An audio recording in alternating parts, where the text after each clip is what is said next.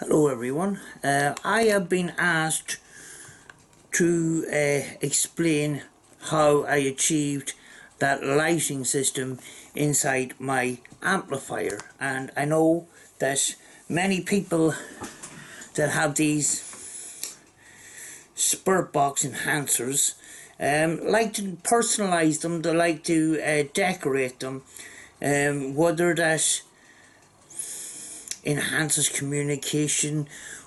It's not scientifically proven, but a lot of people like to personalize the equipment that they have. Now, what I actually used was, it was for another project, was some strip lighting like this. Now, it comes with a little plug. It's got this kind of strip lighting. You can strip the back off it and it's sticky underneath, and actually you can cut bits off the end of it as well. So and that's a come off the reel here, but you can cut it to whatever length that you want. Now it is also, it's powered by a little battery pack here, which has a nighttime sort of little sensor here, and it is powered by this is powered by 6 volts, 4 batteries, 6 volts. That's what that is. So you can go online. I have tried to search for this particular one. Actually, if you can get a different one, it is actually much easier, because you may get a better length of wire to the end of it. But you can get some fairy lights with battery packs such as this. So you got 1.5 is 3, 4.5 volts, that little boxes, and very often you will find these in some of the sort of bargain stores and stuff like that. Some of these lights where you put fishbowl type vases and you fill it with lights and stuff like that, and you can get them in some home decor stores and that. So I'm going to show you a few of them here online. Right, this is an ideal candidate actually here. What we have here is, you know, one of those fishbowl type setups there, and you can see it has exactly the same power pack as the one I showed you earlier, you know. So how do I get that to flicker? Do I use a little motion sensor? Like if you put one of these in your amplifier box, I'm sure the vibration will set it off. But the circuits that I got, the lighting that I got here didn't come with a vibration switch. Actually, it is connected directly to the speaker itself. Whether it's the right thing to do, I don't know. I thought maybe I would drain power from the amplifier, but my amplifier seems to be strong enough, and I didn't seem to have to increase the volume to compensate for it. So I'm going to open up the my amplifier. Other people's amplifiers is going to be different, but the object is to get to that speaker. Okay, I have taken the screws out of this, and what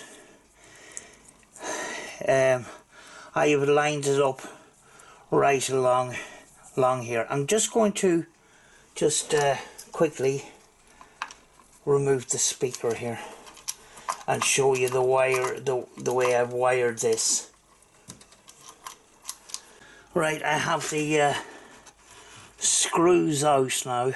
You can see just in there where I've connected the actual wires.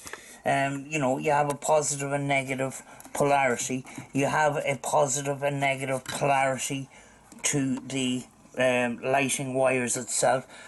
So there usually is a little space to attach your wires onto the speaker there. So and there is the lighting itself.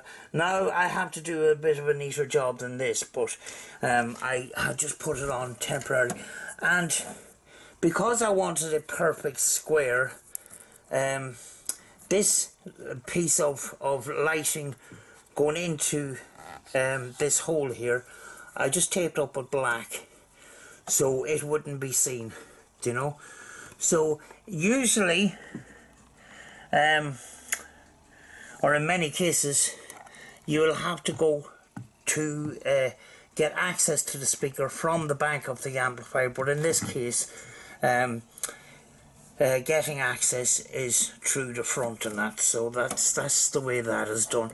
But basically what happens is sound comes through the speaker in the form of electricity, and the louder sounds send more electricity to the speaker. So it's not a constant it's not a constant flow of electricity. It's the current is higher on higher volume, lower on lower volume, and that's what causes the actual flicker of those lights. Now I'll just briefly turn it on and just show you.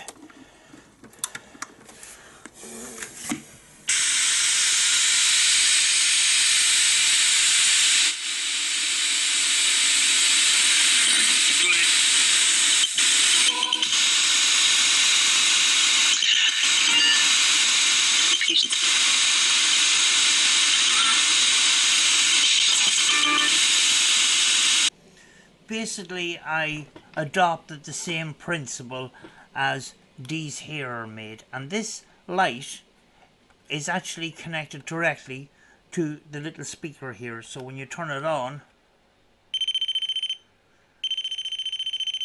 and you get sound, you also get electricity going to the speaker for producing the sound. You get electricity going to the light producing that flicker. So that is basically it. I would recommend though using a multimeter and just measure how much power is going to the speaker. I should practice what I preach because I didn't do it myself. But I don't intend to crank up the volume really hard on that amplifier. And if I was to use it with high volume, I would certainly put a switch there and actually just turn the lighting system off, because there's a possibility that you could put too much current in there and burn the lights, and you don't want that. So you know, I would recommend measuring the amount of power coming from the speaker, just as a precaution.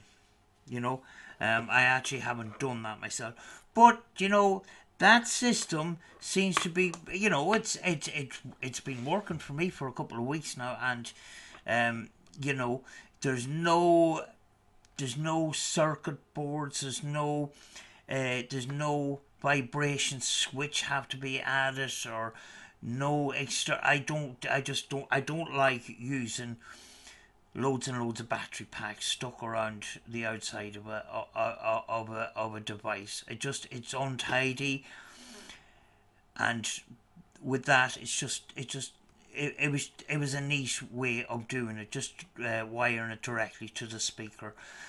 Some lower powered amplifiers, it may take some volume and you may have to compensate for it. You may have your batteries not lasting as long. But with the bigger powered amplifiers, it doesn't seem to be that big of a problem for me. So I'm just showing you how I done that. So hope that helps.